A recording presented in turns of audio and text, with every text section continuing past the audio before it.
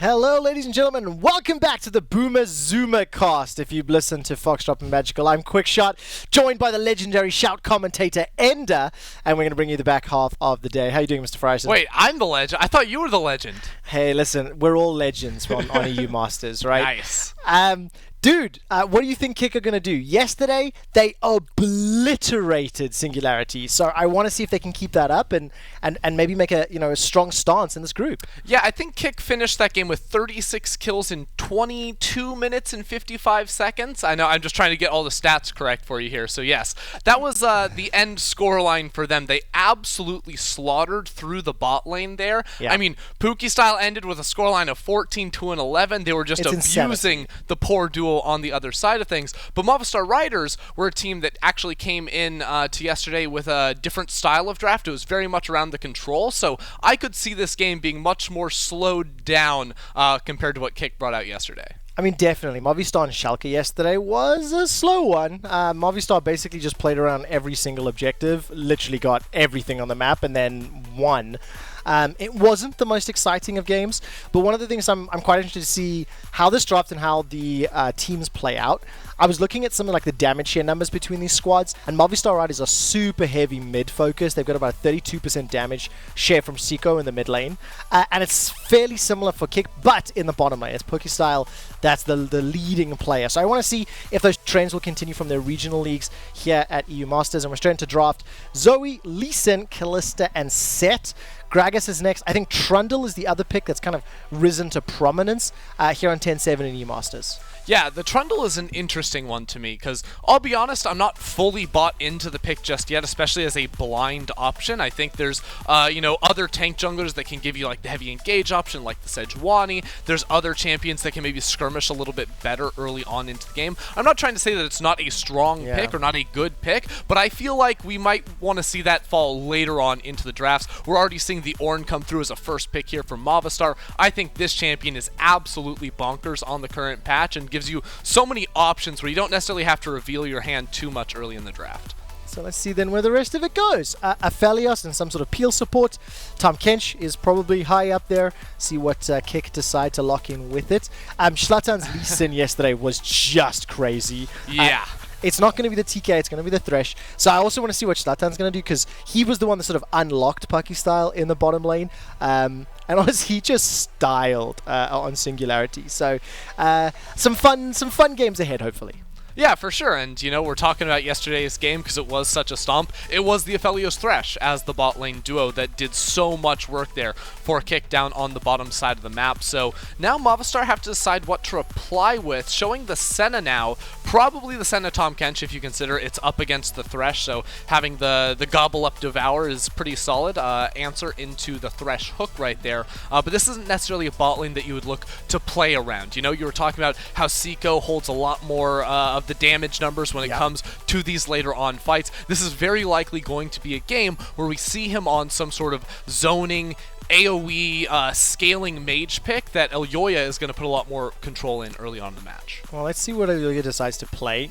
We jump into phase 2. The Gragas is gone, the Trundle is gone, Lee Sin as well, and now Cassio.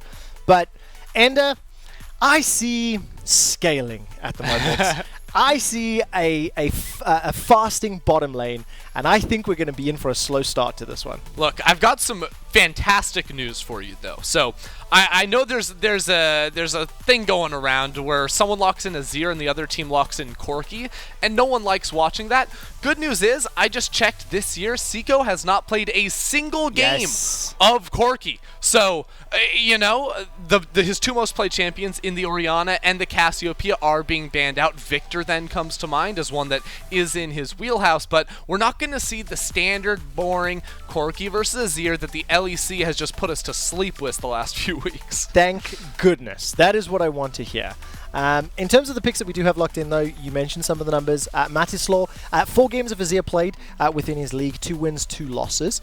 And I want to see what Xico decides to run into it. The Orianna and the Cassiopeia has been removed from the table. Also, I would like to see Xico hit some ultimates. His Orianna yesterday had a lot of sombreros. Like, a lot of sombreros. It didn't matter against Schalke because Schalke didn't really show up. But yeah, a little bit of an improvement from yesterday is what I would like to see. We're into phase 2. Maokai locked in as well. Oh my word, if Karthus gets locked in, that's going to be... Oh my... Okay, so... They're playing with your hearts for now. Dude, but it is the Karthus. late game. Scaling, and whoever gets ahead, there are a lot of tools to start and end fights here already. Yeah, now I wonder what they end up going with as the mid lane option, because you presume it will be the Karthus in the jungle here. Usually Karthus wants to run next to a less... Like, Karthus next to a Maokai mid lane, or Karthus next to an Ornn mid lane is usually pretty good, because you can just soak up 2 lanes of resources, but it really isn't in the wheelhouse of Xico. That's not going to be his style, rocking too many of those tanks, although he has played a couple of Ornn games in the past here. So it will be the Viktor as an answer here into the Azir, and what this just reads to me is so much control in these team fights, where the Karthus, the Viktor want to keep you at arm's length. You have the Ornn to be able to start off fights, but for the most part, this team is going to be looking to play back to sort of keep K1ck at arm's length, but they're going to have to survive some of the early game options that K1ck do have. Ooh, I like the Kindred lock in here. That can be game-changing against the Requiem from Karthus, and again plays into the scaling option. A little bit of mobility as well in these fights. But I mean, talk to me about this K1ck team composition. You mentioned some of the early game plays they can put into place, but how do they want to win this game? Yeah, so honestly, I was thinking Shlatan might have gone for something that's like super aggressive in the early game, just like really punish the Karthus here. That's not necessarily going to be the style with the Kindred. While, you know, you can apply red buff from range and have some good opportunities early on, this again is trying to match a lot of the scaling that Movistar riders do have in this one. And Kindred's ultimate is a super hard counter to that Karthus ulti. You can instantly nullify that, whether it's in a team fight or, you know, you get low in a fight later on. That is going to give you a lot of power right there. So both sides have a lot of scaling options. This is not going to be a 36 kill game for K1ck. I think there's almost no way we see that. Instead, it's going to be slowed down. It's going to be about the team fights, and it's going to be about who can find the right item breakpoints to fight on around major objectives. I was just taking a look at some of the stats here as well. This is going to be Shlatan's first Kindred of the year.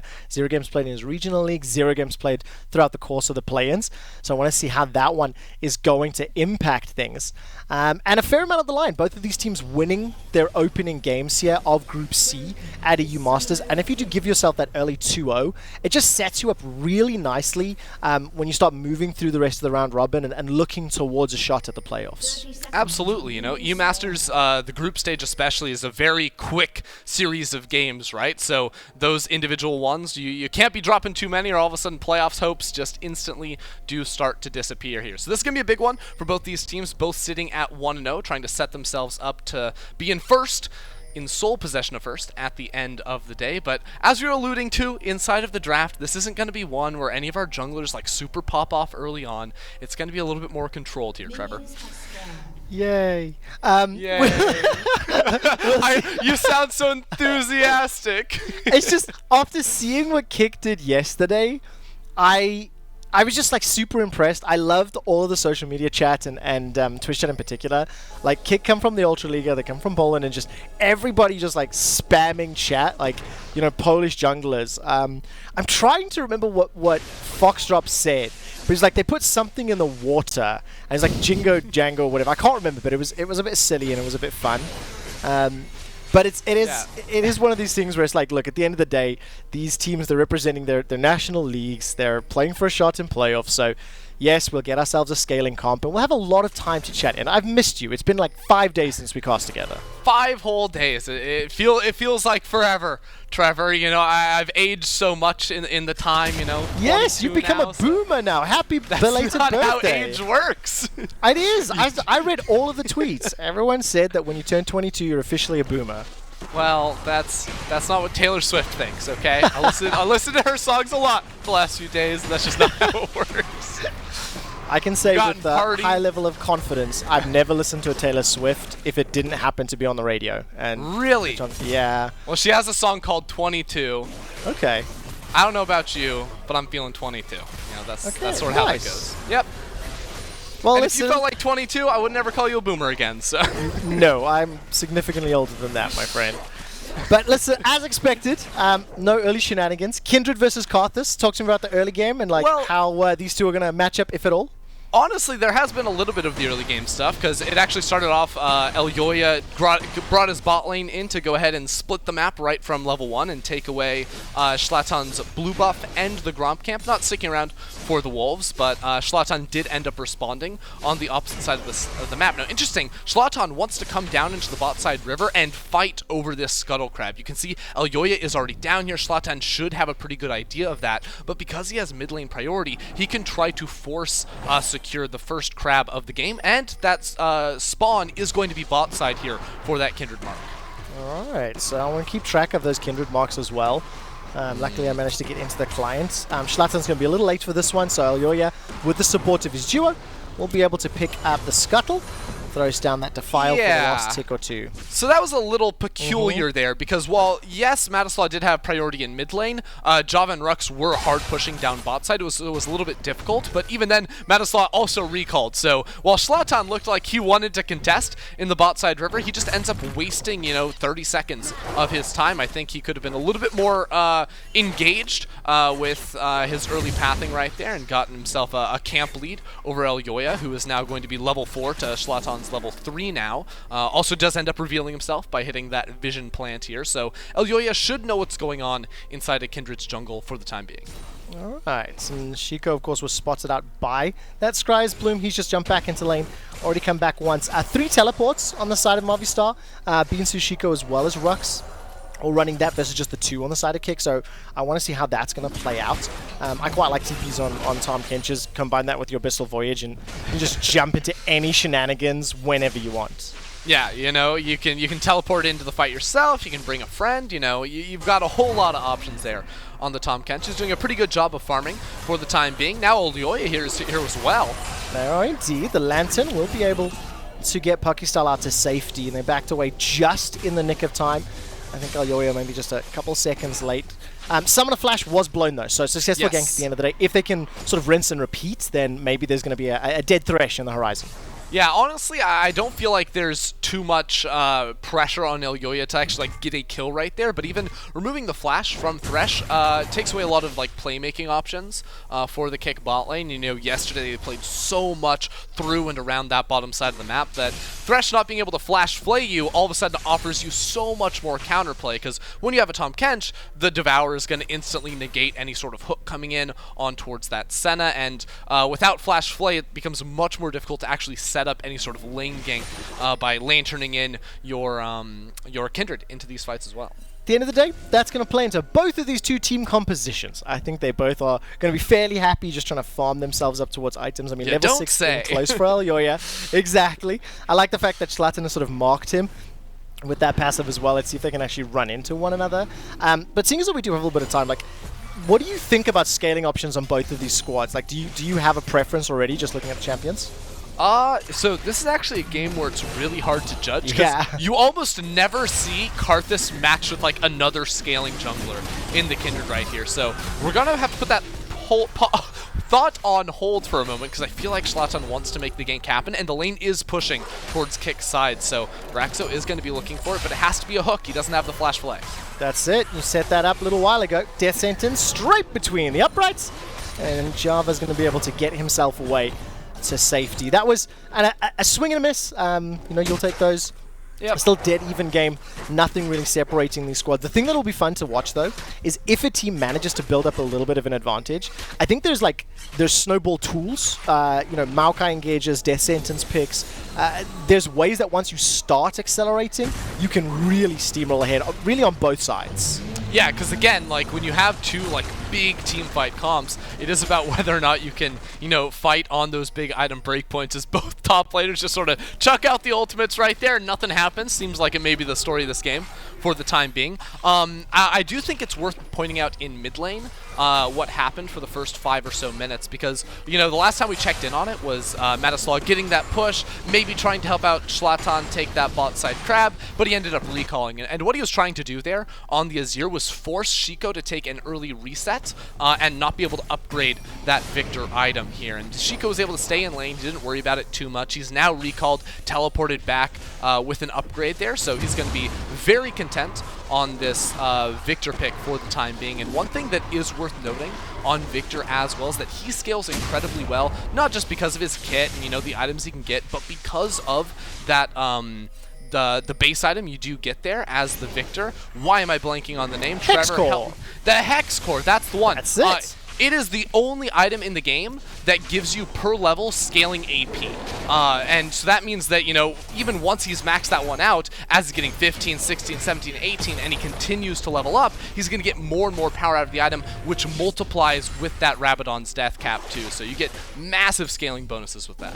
Okay, we'll see whether or not he can get the time to do so. Remember, Xico's one of the primary carries for the Movistar Riders. This is a squad that comes into EU Masters as the second seed from the SLO. That's the Spanish league. They lost to the Vodafone Giants in the finals in pretty fun 5-game series. K1ck, on the other hand, second seed out of the Ultra League. And Xico, very good flash to get away from the Emperor's Divide. Death Sentence will find a catfish, and Shlatan will get some auto attacks down. Now they're in full retreat. The Lantern comes out just for the small shield, and remember, Requiem is available. That's a router to Xico. He's got no flash available to him. Matislaw continues to chase down as Puki style. Is going to flash forward for the chase. First blood is available, and it's secured by K1ck. While all that's going on, the rest of the riders were pushing top. Yeah, it was a super spread out fight right there with, you know, Movistar riders looking for that topside play. Unfortunately for Xico, he'd already lost the flash to Matislaw trying to find that engage on forward. So they're going to lose out a lot on this play. While the push with the two members in mid lane, you can see Puki style has the chakrams too, so he shreds through those tower plates. And Movistar riders are trying to pick themselves up a Rift Herald, but K1ck don't want to give this up easy. No, they don't. And there's going to be a fight on the cards. Ibo's just teleported in. He's got the ultimate available if anybody sticks around, so Rift Herald will be secured, a number of plates as well as a kill to K1ck, and they're just shy of 1,000 gold in the lead, and knowing they've got the Rift Herald to push with another 4 minutes before plates drop, this is a potential like big gold farm for them. Yeah, that's pretty bad news there for Movistar riders. They, you know, after losing a member, still sticking around in the river, trying to pick up the Rift Herald, ends up being a bit greedy by them. Shlatan should pick this up for, I believe, his second Kindred mark of the game. He's able to find the bot side crab a little bit earlier on as well, so... You know, looking back on that series of events, I'm not even sure if it's necessary for Movistar to try and, you know, contest around that topside Rift Herald. You know, if you sort of trade sides of the map, you do have the ability just to let both teams sort of snowball, get an influx of gold very quickly, so they both get to their breakpoints a little bit faster. But here Xico's just sitting on a ward, gets hit by the ultimate from long range, stunned up with nowhere really to go. Matislaw even able to dodge out from getting stunned up by the gravity field right there, and chases on forward for the kill. Coming out of the replay though, Movistar are able to pick themselves up the Drake, which comes with a nice little bonus for JaVaaa too. He finds 2 souls off the back of that one as well. But you can't forget K1ck do have themselves a Rift Herald. That mid lane tower is very low, so I think they should be using that in the next 60 seconds to just try and break open mid lane completely. I'm trying to see where Shlatan is. He's just clearing out the Raptor camp, and Raxxo is just kind of nearby, so the potential for a play is there. But K1ck right now in a very solid position, playing very far forward. They've got a small CS advantage in the top lane, gold and CS advantage in the mid lane. And of course, I'm just doing the math really quickly. Bot lane is about 500 gold up for the duo of K1ck. Because of the fasting Senna, you obviously got to take them into account. But this is just really, really good play from K1ck. They're pushing multiple lanes. They've got the kill. They've got the Herald. They've got a bunch of plates. And they're setting themselves up fantastically going into the mid game. Yeah, and if Movistar try to contest up here, remember K1ck do have the Rift Herald, so they could pop that one down and potentially look for a fight. But Ibo doesn't necessarily have the teleport to get on in towards this one, so they're going to take the priority they get off the wave and move down towards mid. And this is, again, where I really want to see them drop the Rift Herald. They're going to have 5 members near this middle lane before Movistar can really react, and that means you just can't contest it. And there it goes down. There you go. Where's the rest of the support? beansu's making his way from the bottom lane, and JaVaaa and rhuckz are nearby. The gravity field will do a little bit of work here to stop the minions, but the true damage boop. His K1ck will also take tower first blood. Now Raxxo is going to go fishing once again. Death Sentence will connect onto rhuckz. Shlatan's going to keep chasing forward with the Dance of Arrows, and this should be a relatively easy kill. The minion wave is just starting to get ushered in, and I think they're going to donate this to Puki style. Really nice coordination. Second kill of the game goes to K1ck. There's another tower available to them, but I don't think they've got enough minions. Yeah, Puki really deserved that one. Put a whole lot of work into making that play happen. Oh man, just misses the Q, and they still wait for him to walk up and land the unmissable auto attack right there. So that is going to be not only the tower in the mid lane, but a kill topside and the top tower too, as Matislaw finds out Xico. Oh man, Xico's taking so much damage from Shlatan, and if anything goes wrong, Lamb's Respite will be able to buy some time, and it does. Now Requiem is available for Eloya. Heal comes out. It doesn't do enough damage. No, it doesn't. With the runic echoes, healing. Won't be enough. Yeah, with the healing coming through from that Kindred ultimate, because Shlatan was taken into lethal range, it means that Eloya just can't press it, and that shows you how great this matchup can be for the Kindred. Not really in the 1v1, but as a team-wide counter, as that counter to the big ultimate coming through. It really does limit a lot of what Movistar can actually do, because these fights are not going their way whatsoever. And this time, it was actually Matislaw standing on a ward. Xico had called over Eloya, but they just didn't know that Kindred could be anywhere close, because, let's be honest, Movistar Riders have no vision in that topside river to work with. Man, I owe K1ck a huge apology. They got a 4,000 gold lead in what is like a blink of an eye. 2 towers, a couple of kills. The Rift Herald was fantastic. They've got aggressive vision in the western quadrant of the map as well, towards the blue buff on the Riders side. Thank you, observers, for highlighting that. So K1ck have just got themselves such a great position. A kill for Matislaw, 2 kills for Puki style, and they're taking commanding control. They certainly are, and with Drake spawning in a minute and a half, they're probably going to be able to pick that one up no problem. And the other huge thing about getting a big early game lead like this against a jungler that wants to scale is you just get to deny him all the camps on the map. Karthus is a jungler that wants to keep up in levels with, solo lanes, and, he's already starting to fall behind, and while his CS has been good for the time being, the more these outer towers start to fall down as this bot lane one gets removed, that means all of a sudden every single Krug respawn can be contested. All the Raptor respawns can be contested as well. As long as K1ck are timing their entry into the jungle around those windows, well, that's going to cause a lot of pain here for Eloya, whose allies don't necessarily have the items to be able to back him up in any of those fights. No, they absolutely don't. Quick update as we're getting close to 15 minutes. Shlatan's got himself 3 marks. JaVaaa is around 61 or 62. Stacks on those souls as well, so still slowly scaling up, but all outer towers are down. That gold lead is now 5,000 at the 15-minute mark. And for K1ck, who were the second seed from Ultra League, who had to qualify through play-ins, coming up against the second seed from the SLO, this is a very dominating start to the group stage, especially because yesterday's win was so convincing. Yeah, this one not quite the blowout in terms of kills, but the way K1ck are playing the map is very, very nice, trying to deny as many opportunities to Movistar Riders as possible in this one. Right now, K1ck just set up spread across all 3 lanes, trying to make sure they can get the push before this Drake does spawn, but honestly, K1ck would be happy to find a fight right here if Movistar Riders are going to run it into them. I think this is an opportunity where Movistar should be looking to trade towards the top side of the map, pick themselves up a Rift Herald, if at all possible. But because K1ck are having Shlatan solo out the Drake, Movistar Riders aren't going to have the window where they can actually just move 5 members topside and pick that one up easy. So let's keep an eye on Movistar. They've started off the Rift Herald you just talked about. They need to stem the bleeding and slow the game down, but it looks like K1ck are going to try and force their hand. Teleport's available for Ibo. He's starting to recall. He will make it back to base. The 4-man stack of K1ck are now making their way in. beansu has just joined the fray. Call the Forge God is available as the Moonlight Vigil goes out. That was a fantastic route. The Senna comes down, and Rift Herald is sitting inside the pit. Nature's Grasp will lock up a couple of the riders, but K1ck will have to back away. Nobody's died just yet, and Puki style took a lot of damage, so he's going to be forced to back away, and it looks like the Riders will not be able to pick up that Herald. So the Riders at least don't lose the fight, and the Herald is going to be denied in the end, which I think you have to consider is still a win for them, just because, if you give that one up, you're just going to lose another tower, one of those lines in the inner, so that was the only opportunity they had to try and contest that one, and while it did get really, really risky, beansu had a nice disengage there with the Ornn ultimate tagging 3 members, so K1ck couldn't extend the fight in towards them, and that is one thing we're going to have to keep in mind as we get into these bigger fights around objectives, is that for either team, it's really hard to dive towards the enemy backline. You're looking at two compositions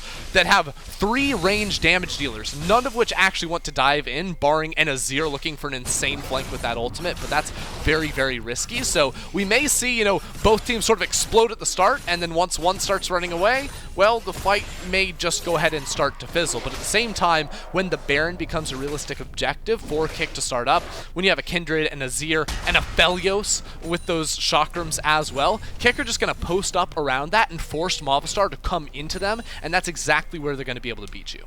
And you have to think that in terms of those front-to-back team fights where you have to get through the front line, you have to make your way to the damage dealers at the back, you would rather have an Aphelios, a Azir, and a Kindred on your side than a Karthus, a Viktor, and a Senna. They need a lot more time to burn through anything that Maokai is going to, any of the HP and the stats that Maokai is going to put forward before you add into account the amount of CC and disengage that comes down from, literally everybody on K1ck's side. So this comp is just starting to shine. Right, and because of the goal difference too, it's just really hard to match that. Now, good news for Movistar is that they do have Ornn items coming through in a couple of levels here for beansu, so that is going to try and remedy some of the, the big gap between, K1ck's 32k to Movistar's 26 at the moment, but we're still a while off of that, probably around 8 to 10 minutes here before beansu is able to tick on over towards that level, and Baron is going to be on the cards before we get there. Matislaw has already finished off his Gnasher's Tooth. Puki style is going to be getting that crit stacking up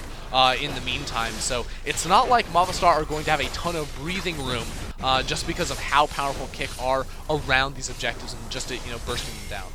It's a 6,000 gold lead, 3 kills, 3 towers, and only that lone dragon that's been conceded to the Riders, the Mountain. The Cloud Drake will be up in about a minute and a half, and with a little bit of the waves pushing towards the Riders, I want to see how K1ck decide to set up, if they can, secure that one uncontested, or whether or not the Riders can actually continue to just slow the game down, find a way to scale back up into this, but it is not looking good for the SLO representatives right now, as 20 minutes is just about to crest over.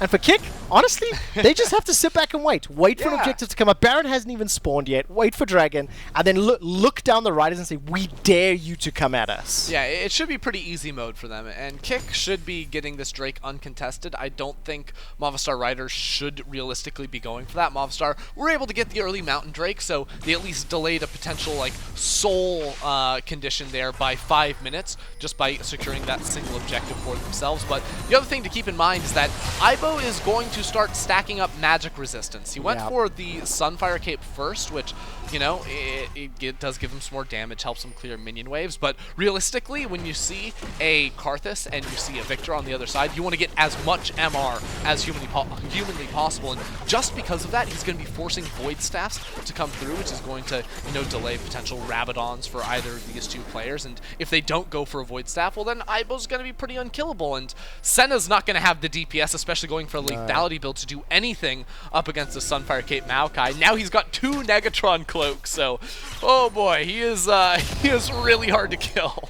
Going to get a lot of value from the eventual Abyssal Mask on the side of Ibo. That Ghost Blade was completed by JaVaaa. You talked about that a moment ago. Sunfire Cape on the side of rhuckz, and beansu's already sitting on the Abyssal Mask.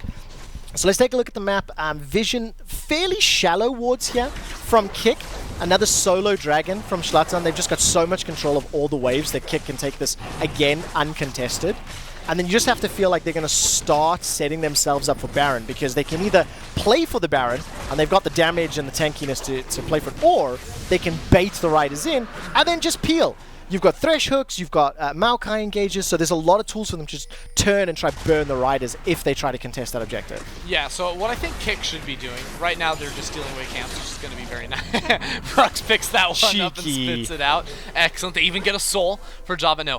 What K1ck are going to constantly be looking for now in the next few minutes is getting deep vision around this topside jungle, or maybe they just say screw it and start up the Baron. I mean, they didn't do their homework, they didn't do the preparation just yet to be able to take this one easily, but still Movistar running straight into them. Oh, they are. Raxxo, I'm waiting for the death sentence. He's not going to swing just yet. And right now, K1ck started back away. Again, remember, not a lot of deep vision here, so the Riders are aware of it, and it can go sideways. There is a 6,000 gold lead for K1ck, but they get caught up by the Ornn engages, get caught by the Requiem. The only thing is you also got to remember they still need to get through the Lamb's Respite. So K1ck still even have this get out of jail free card, even if the fight goes a little bit sideways. The Lamb's Respite is actually really unfair this game too, because usually like, oh, well, it can keep, you know, your team alive, but also it helps out the enemy side of things. But when Azir can just punt everyone out, it becomes difficult as rhuckz gets caught. He does indeed. A couple of chakrams being thrown out there from Puki style. rhuckz will be able to escape for now. Look at Ibo. Nature's Grasp doesn't find a target. Ibo's looking to just solo Tank, by the way. He solo killed Senna as a Maokai.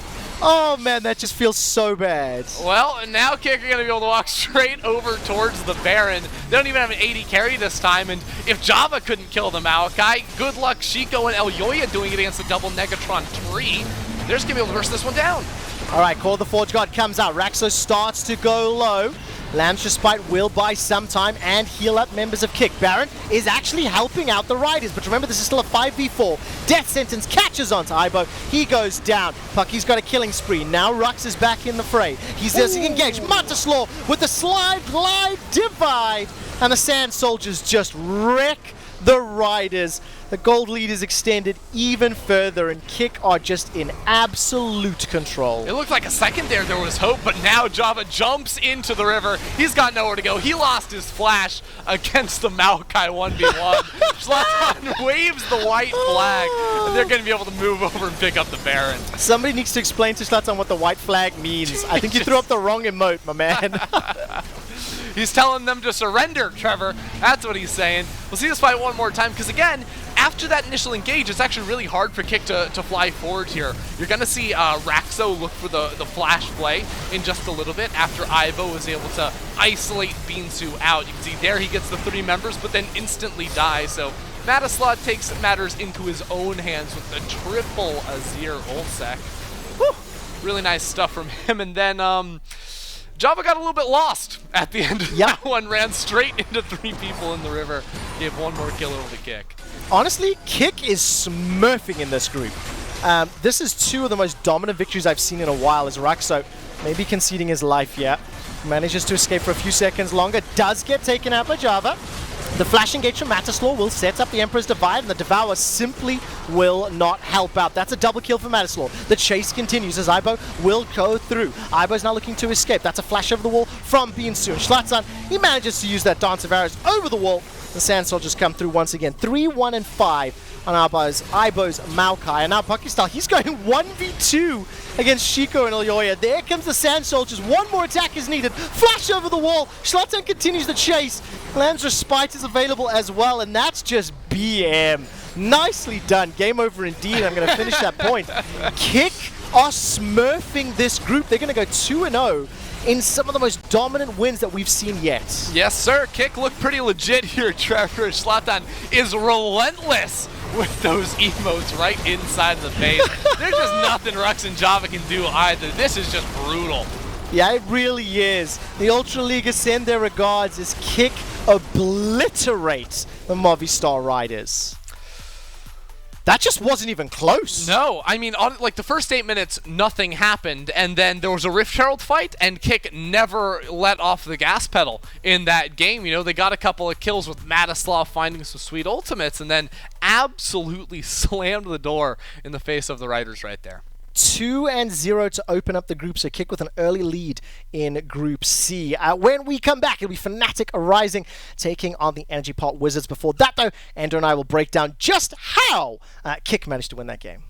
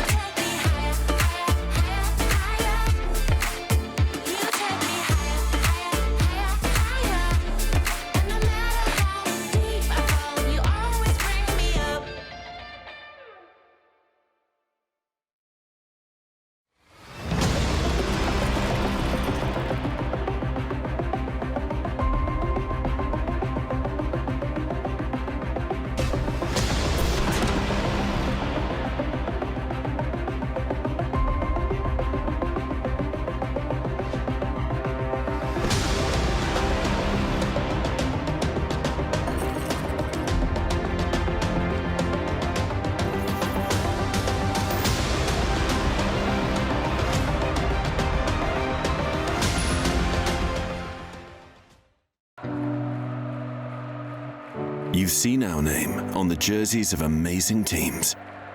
Now, we are supporting one more. One that you don't see live on TV. But they are the best team in the world, and they are playing the toughest game. Maybe they're not performing in front of millions, but they are under the pressure of an entire planet. And they don't have fans cheering their names, but they have patients who will forever remember them. And they also need your help to win this game.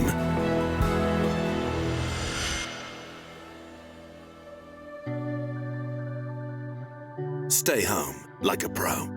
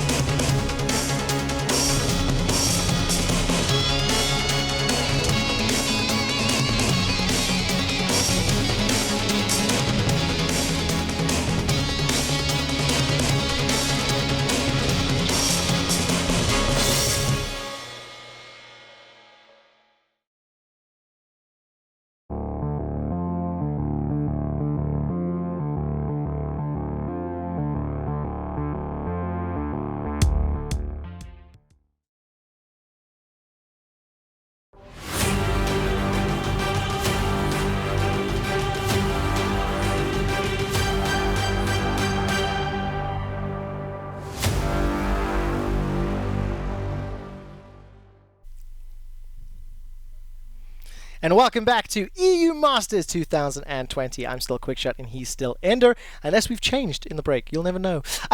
Dude, break it down. How did K1ck smash their second game?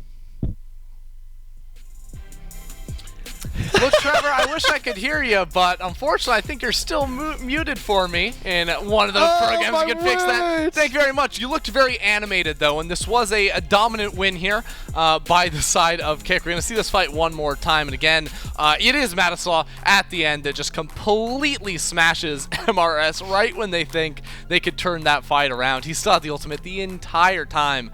It's a little bit crazy there on the Azir, but of course at this point, K1ck already had a massive gold advantage, and JaVaaa, like a fish out of water right there. A little bit unlucky running into 3 members. You actually don't even realize that you created on-camera magic, Ender, because my question was, how did they win? And you just ignored me. And I was like, oh yeah, that's actually really appropriate. Look, the thing that I want to come away from is, like, this was another super dominant victory from K1ck. You can see the final push into the base on your screen right now. I honestly was set up mentally for like a 40-minute slugfest when I looked at these two compositions. But looking at how K1ck yesterday won from an early game lead and smashed, I think they won in like 24, 25 minutes. Even with the late game comp, they played the map, they played the macro game, quote unquote, just really well. And K1ck, you know, take a 2-0 lead in Group C. Yeah, it's very clear K1ck know how to close out a game, and I feel like this game should have / could have, you know, really been drawn out much later. But, you know, we knew that with two very similar compositions in terms of like scaling when they're strong, when they're not, it comes down to like, can you force fights with better items? And in this game, we had that very early Rift Herald contest where both teams just sent 5 members towards the top side of the map, and then it skews heavily the way of K1ck, and then they have control, they never let up, they have so much ability to close out the game, because even though their composition is quote-unquote scaling is always relative, and when you're relatively close in terms of that to your opponent, but you just have 4,000 more gold, well, yeah, of course, you can look to end that game pretty quickly. Exactly. Well, look, that does it for Group C today. We still have 2 games left on the docket here in eMasters. We're going to turn our attention to Group D. And that means the next game coming up is going to be Fnatic Rising taking on the Energy Pot Wizards. Fnatic with a win yesterday, Wizards with a loss. You know, what are we going to be looking for here? And obviously with Fnatic being sort of the favorites, not only the winners of the UKLC, but also an organization that we're very familiar with. Yeah, well, you know, Fnatic here in EU Masters have traditionally, you know, come in with some hype over from the UK scene and not necessarily lived up to the expectations. I feel like I see Aphelios in every single tournament here, but, you know, I think they were absolutely dominant in their game yesterday and should be looking to top the group with another win here against the Wizards. Energy Pot Wizards. How can I forget that name? It's the best name in esports. I got you, dude. I got you. There's some legacy names here as far as organizations go. Wizards go back many moons, which I'll regale you with when we come back on the other side of this break. As soon as we do, it'll be Fnatic taking on Wizards, and we'll jump into draft.